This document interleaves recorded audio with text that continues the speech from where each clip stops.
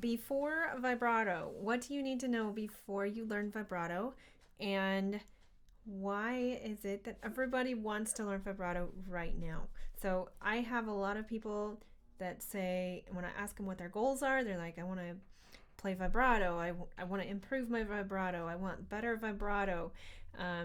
People come to me for lessons, and within a couple of weeks, they're saying, please teach me vibrato. I want to learn vibrato. And so before we go into a series of videos on vibrato, I just want to put out a few thoughts for you of what I think is important before vibrato. So first things first, I want to make it clear that vibrato is not the icing on the cake that all of a sudden makes you a great violinist that sounds amazing, has good tone quality, and plays in tune. That is not what it is. So I know a lot of people think that it is, because when people reach a certain level where they're starting to sound good, that's when they add vibrato.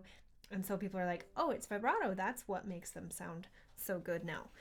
Where actually there's a lot of other foundational techniques that are the reason that they're sounding good. It's just that now it's time to add vibrato to that. So please don't mix the two up. Vibrato isn't your answer to making you sound good and have good tone quality. If you want good tone quality, I do have a favorite book for focusing on tone quality, and it is called Sound Innovations, Sound Development. And I can show you that book. I'll link it up for you in the video. But anyways, so just know that vibrato isn't your answer to making you sound better.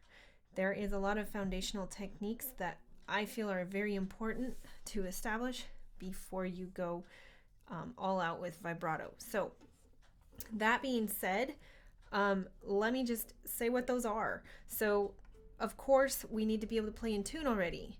We need to have a really good tonal center, I guess, and relative pitch for our notes so that we're staying in tune already. Because once you're doing vibrato, vibrato is rocking around above, usually above the pitch and back to it.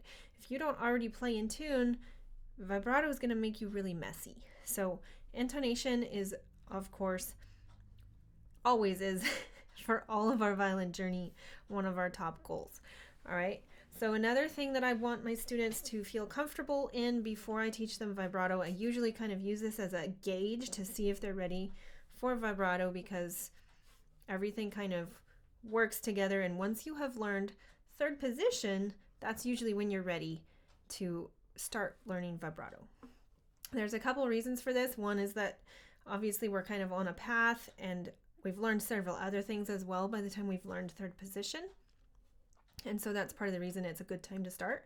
But also because the way that I teach vibrato, we actually start the process in third position. So that's another reason that I like my students to be basically feel very confident and almost mastered in third position before we tackle vibrato.